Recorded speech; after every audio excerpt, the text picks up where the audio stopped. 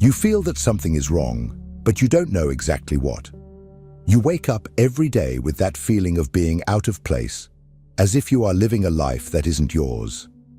Maybe you've tried everything: therapy, self-help books, advice from friends, but the emptiness remains, an uncomfortable feeling of displacement, as if you are following a path that doesn't make sense, that doesn't represent you.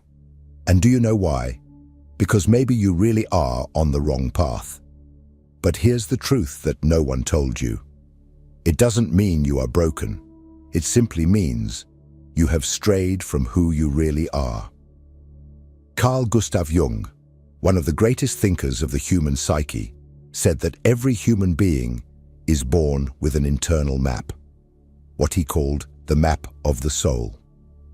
An invisible, profound guide that directs us toward our true nature. But there's a problem. Almost no one learns to read this map. Instead, we are trained from an early age to follow the maps of others, of society, family, culture. And then, without realizing it, we begin to walk paths that take us away from who we truly are. We make choices that do not reflect our essence. We live relationships that drain us. We wear masks to fit into places we should never be. And over time, this internal dissonance turns into pain, into anguish, into apathy. The map of the soul is not a poetic metaphor. It is real. Jung dedicated his life to exploring it, mapping the deep territories of the human psyche, the archetypes, the unconscious, the shadow, the self. And what he discovered was both frightening and liberating. Most of our suffering does not come from chance or bad luck. It comes from ignoring this map, from living outward, not inward, from following patterns that were imposed on us when we should have been following the calls of our soul. If you feel lost, directionless, if you feel like you are sinking even while trying to swim, this video is for you. Because here, I am not going to give you a magic formula. I will offer you something more powerful, a return to what you already carry within you. The truth is that your soul has been speaking to you for a long time, in dreams, in crises, in uncomfortable silences. It's just that you haven't learned to listen. Jung believed that these feelings of emptiness, failure, confusion are, in fact, invitations. Invitations to begin the most important journey of your life, the journey of individuation, the reconnection with who you really are. So, if you are tired of feeling inadequate, exhausted from pretending that everything is fine while inside you are in ruins, know that you are not alone, and certainly not broken. Your suffering is not a defect. It is a sign, a call. And if you have the courage to answer it, to dive deep and face the unknown within yourself, you will discover that what seemed like weakness was just a detour, that what seemed like darkness was the beginning of your own light. This video is an invitation. A map in the right hands can change an entire life. The question is, are you ready to unveil it? Imagine that within you exists a vast, mysterious territory filled with symbolic forests, emotional abysses, mountains of forgotten wisdom, and underground rivers of desire and fear. Now imagine that this territory can be explored, understood, mapped. This is what Carl Jung offers us with his theory of the map of the soul, a true cartography of the human psyche, constructed not with compasses and satellites, but with dreams, myths, symbols, and human suffering. For Jung, the map of the soul is not a rational, logical, or linear construction. It is a set of living symbols that emerge from the depths of the unconscious. Contrary to what we have been taught, the psyche is not just a collection of loose thoughts. It is structured. It has a center, the self, a social facade, the persona, a field of hidden conflicts, the shadow, and internal figures that represent the inner feminine and masculine, anima and animus.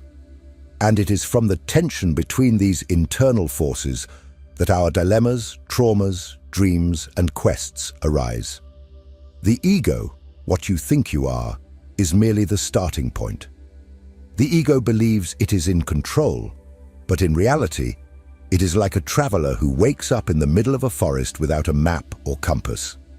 This is why so many feel lost, because they are trying to make decisions based on a superficial self, disconnected from the totality of the psyche, without understanding that there are much deeper forces operating behind every choice, every blockage, every impulse. Jung discovered this by exploring his own dreams and visions, diving into an intense process of self-analysis. It was in this dive that he began to see recurring symbolic patterns, universal images that appeared both in his own dreams and in those of his patients, and that also showed up in ancient mythologies, religions, fairy tales, and works of art. He called them archetypes, the basic elements of the map of the soul. They are like ancestral landmarks that indicate key points in the human journey: birth, death, love, loss, rebirth. And each of us travels this path in a unique way, but always passing through the same portals. But most importantly, this map is not just for understanding, it is for transformation. Through the process of individuation, the central journey of Jungian psychology, we are called to stop being just a reactive and limited ego and to become an integrated self, someone who lives authentically, aligned with their deepest essence. This process is anything but easy. It involves confronting the shadow, detaching from the persona, facing the unconscious. But it is the only path to a meaningful life.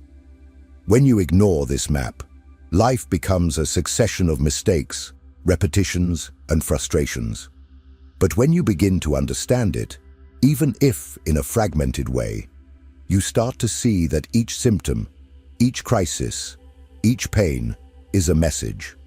And this message comes from within. The soul does not scream, it whispers. And those who do not learn to listen to the whispers of the soul end up hearing the screams of the body, anxiety, depression, and loss of meaning. Now that you understand what this map is, you may be wondering, but where exactly am I on it? How can I know if I am on the right path or getting more lost? This is what we will talk about in the next part: the anatomy of the soul according to Jung, and how to recognize the signs that you are off your path. If the soul has a map, it also has a structure. Understanding this structure is essential not only for you to locate yourself, but also to understand why you are where you are. Carl Jung compared the psyche to a house with many rooms, levels, and secret corridors. Most people live locked in just one of these rooms, the ego, ignoring the colossal forces that operate in the deeper floors. It's like trying to navigate the ocean by only looking at the surface of the water. Let's start where everyone begins, the ego. It is the center of your consciousness, the I that you believe you are. It is necessary, but limited. The ego organizes the perception of reality, but it is only a part of your soul, a small part, surrounded by forces it does not control. Below it lies the personal unconscious, where repressed memories, unresolved traumas, and denied desires reside. There are the complexes, emotional cores that control behaviors without you realizing it. Have you ever felt like you repeat the same mistakes? That you always attract the same type of relationship? That you flee from something you can't even name? That is the personal unconscious in action. But Jung went further. He realized that there is an even deeper universal layer that all human beings share, the collective unconscious. And it is in this layer that the archetypes reside, primordial images that structure our life experience. No matter where you were born or in what era you lived, we all have within us the same archetypal figures: the hero, the mother, the wise old man, the child, the rebel, the lover. These archetypes are not just symbols. They are living forces that shape our desires, choices, fears, and impulses.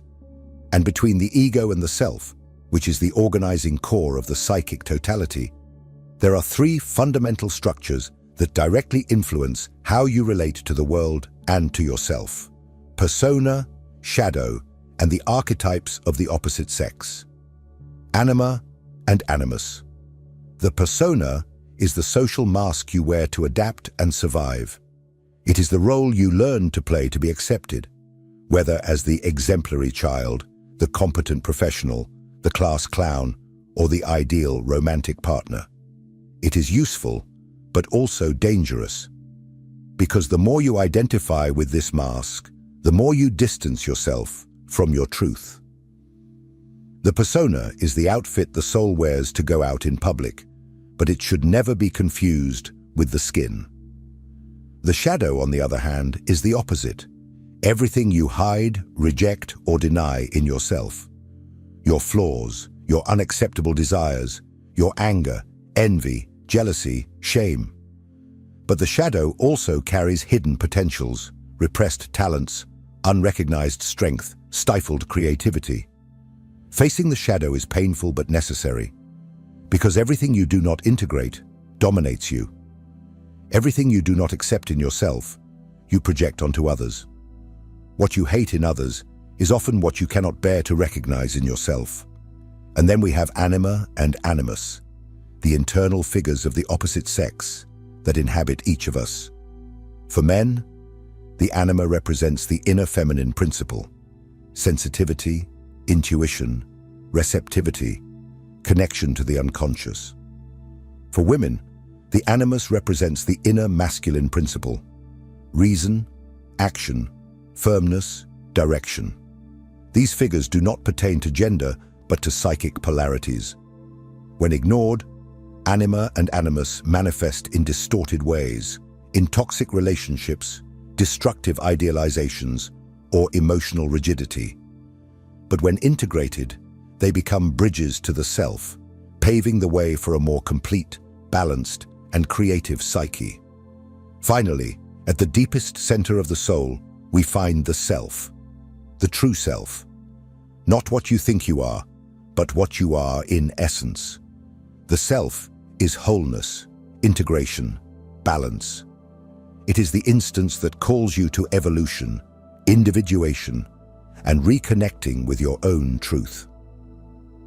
When you live far from the self, you feel fragmented, exhausted, empty.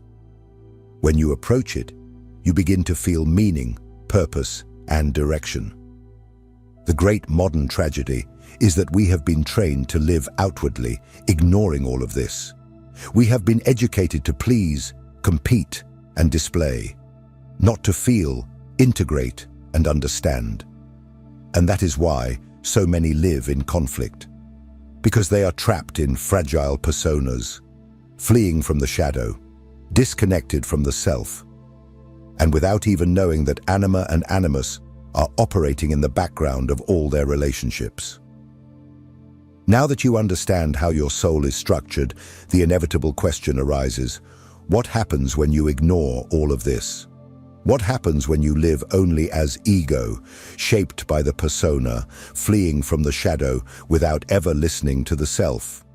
This is exactly what we will talk about in the next part: the modern errors. How society conditions us to follow paths that completely distance us from the soul, and why this makes us sick inside. If this content is making sense to you, click the subscribe button and subscribe to the channel. Thank you for your support. Have you ever stopped to wonder why so many people today live anxious, depressed, exhausted, even with seemingly successful lives? Why do so many people who have it all feel empty inside?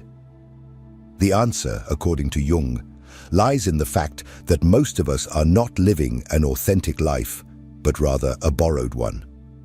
We follow scripts that we did not write, pursue goals that we never questioned, and lose ourselves in identities that were given to us, not chosen.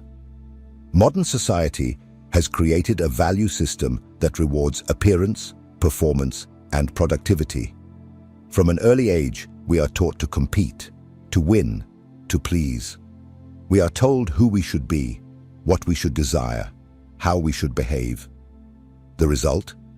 We create a socially acceptable persona, but increasingly distant from the self. We become experts at performing and amateurs at truly living. This conditioning begins in childhood. We learn that feeling too much is weakness, that making mistakes is unacceptable, that showing vulnerability is dangerous. We repress our shadow to avoid rejection. We suppress creative impulses for fear of seeming strange. We replace our desires with others' expectations, and so, little by little, we drift away from the center.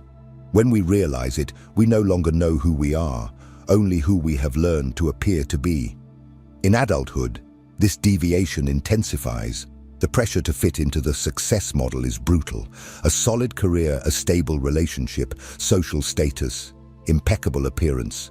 The soul, forgotten, but the self does not disappear. It merely changes the way it manifests. And when it is not heard, it screams. And its screams are heard as symptoms: anxiety, existential crises, addictions, psychosomatic illnesses, empty relationships, a fatigue that does not go away with rest. Jung saw these manifestations not as failures, but as calls from the soul, alerts that we are living off-center, distant from our inner truth. We live in a world that idolizes extroversion, charisma, exposure. But not everyone was born to be seen. Some were born to see, others to create, still others to heal, to silence, to observe. The problem is that by standardizing the ideal of life, modern culture transforms unique talents into apparent flaws. The introspective becomes too shy, the sensitive becomes fragile, the reflective becomes slow. And in this process, entire archetypes are suffocated. The healer is ignored, the artist is mocked, the mystic is ridiculed.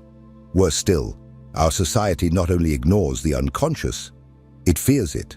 And what culture fears, it pathologizes. The result is an entire generation that feels broken for not being able to fit into a mold that was never made for them. But there is a way out. Jung believed that suffering is often the beginning of healing, because it forces us to stop, to look within, to question. And in that moment, if we have the courage, we can begin the process of returning to the self, which Jung called individuation. And this return begins with a fundamental step: recognizing the signs that we are off our path. Symptoms that are not failures, but compasses, sensations that, if listened to attentively, can point the way back to the soul. In the next part, we will delve into exactly that. What does it mean to be on the wrong path? What are the invisible signs, the emotional symptoms, the repetitive patterns that indicate you are drifting away from who you really are, and how to begin to walk the path back? Being on the wrong path does not only mean making bad decisions or suffering external consequences. Being on the wrong path, from Jung's deep perspective, means living disconnected from your essence, from your innermost truth. And that always comes at a cost. The soul knows when you are drifting away from your center. And even if your mind tries to rationalize, pretend, or ignore, the signs always appear. They come in subtle forms at first, like restlessness, inexplicable boredom, small discomforts. But if you insist on ignoring these whispers, the soul begins to scream. And the screams are loud enough to paralyze your life. The first symptoms are often emotional. A fatigue that doesn't go away with rest. An anxiety that has no concrete cause. A floating sadness that appears in moments when everything should be fine. You may have professional success, a stable relationship, an organized routine, and still feel empty. It's as if something inside you is dying in silence. As if life is happening outside and you are just a spectator. Then come the repetitive patterns. Relationships that always end the same way. Cycles of self-sabotage. Decisions that cancel each other out. You feel like you're going in circles, trying to escape a maze with a map drawn by someone else.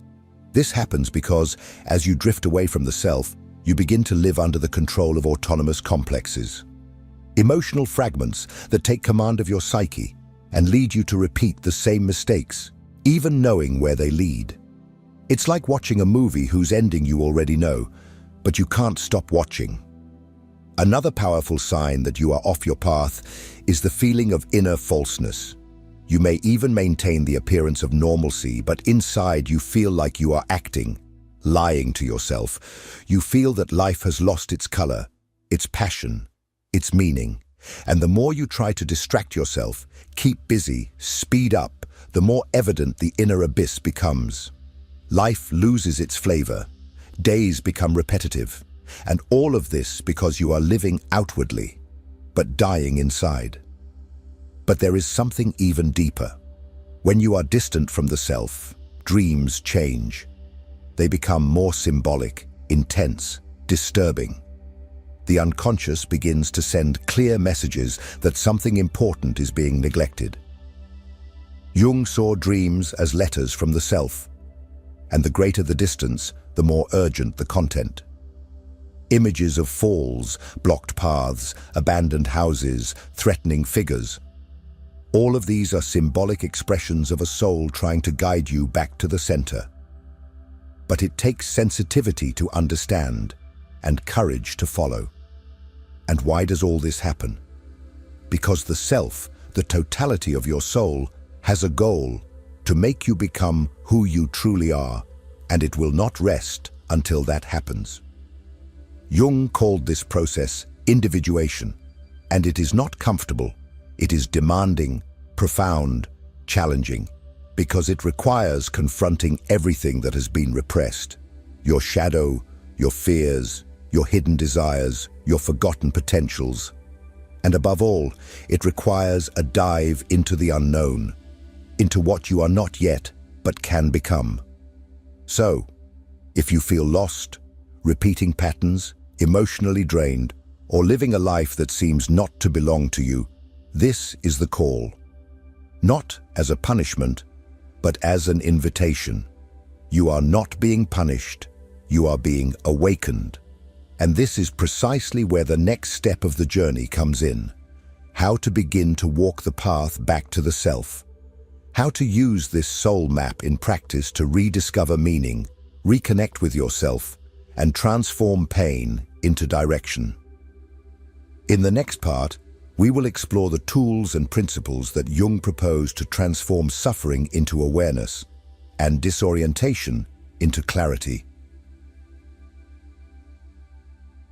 So far, you have understood that there is a map, that the soul has a structure, that society teaches us to ignore it, and that the symptoms you feel are compasses disguised as pain.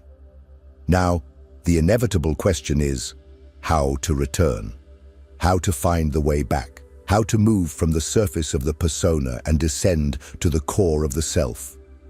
The answer is not simple, because the journey of individuation is unique for each person. But Jung left us a set of principles, practices, and symbols that serve as navigation tools. He knew that the process of returning to the center could not be done through logical reasoning or the effort of willpower, because what is at stake here is not a problem to be solved. It is a soul that needs to be heard. The first tool is the observation of dreams. Jung said that dreams are spontaneous manifestations of the unconscious, symbolic messages sent directly from the self.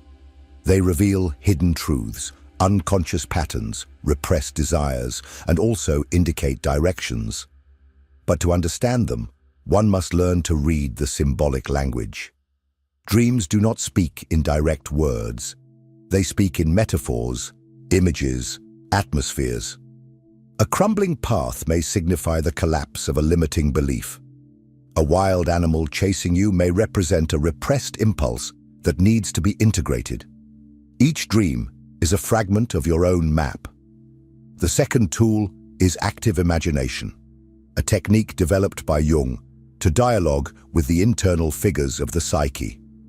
It involves allowing images from the unconscious to manifest in a waking state, through writing, drawing, visualization, or meditation. It is a way to encounter the shadow, the anima, or the animus, and understand what they are trying to communicate. Active imagination is not fantasy. It is listening. It is placing oneself before the inner unknown with presence and courage. It is making space for the unconscious to manifest, not as an enemy, but as an ally. Another essential path is the confrontation with the shadow. This means looking at what you reject in yourself, without judgment, without escape, without disguise. It is admitting the dark impulses, the hidden resentments, the vulnerabilities you hide even from yourself. But it is also recognizing the forgotten talents, the silenced desires, the suffocated potentials. The shadow is not a monster to be defeated. It is a piece of your soul crying out for recognition, and without it, individuation is impossible. Furthermore, it is necessary to understand the role of the persona and learn to dismantle it consciously.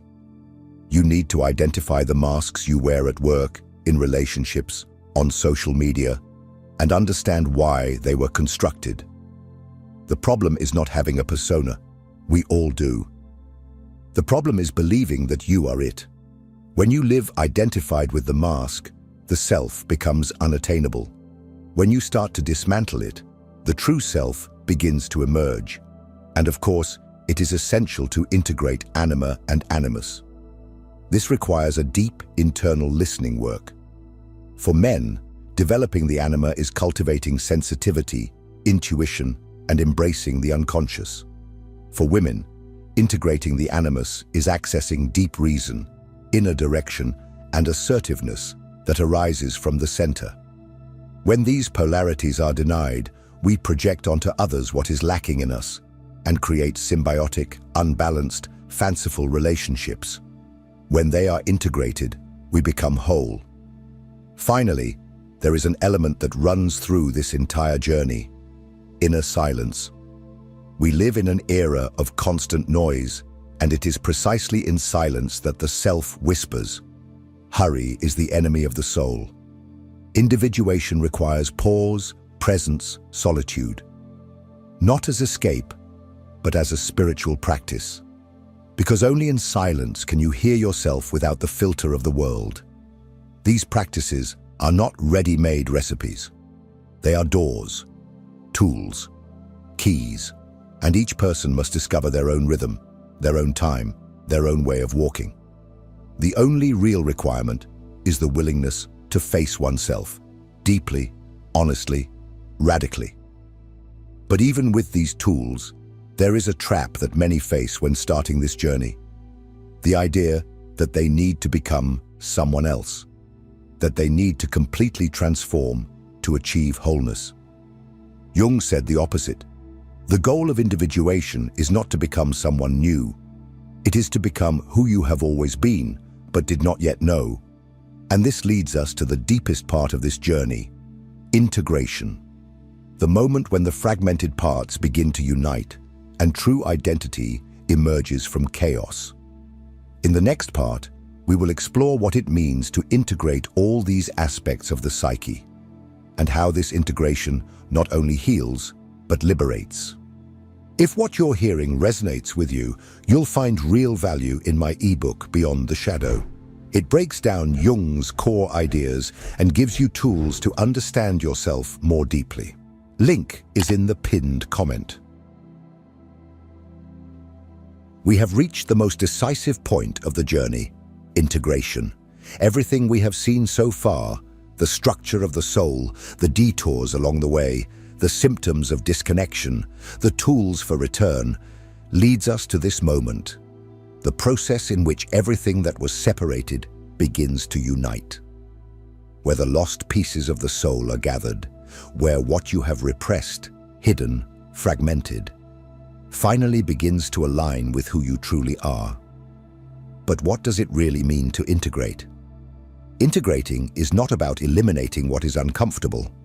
It is not about purifying oneself of negative feelings or transforming into an idealized version of oneself.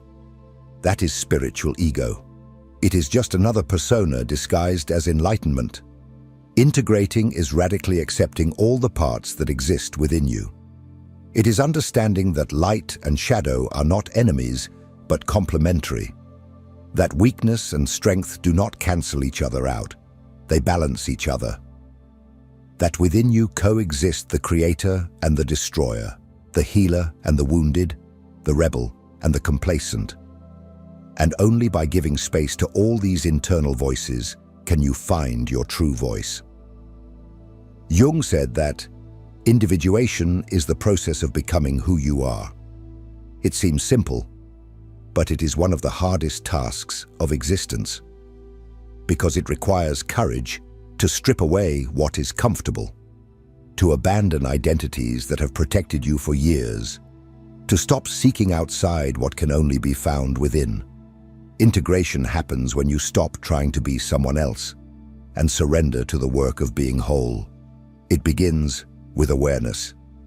When you recognize that you have a persona, but you are not it, when you see your shadow, but do not define yourself by it, when you find the anima or the animus and learn to listen to them, when you connect to the self, not as an abstract idea, but as a living presence within you. At this point, life ceases to be a battlefield between opposites and becomes a space for dialogue between parts. And the effects of this are profound.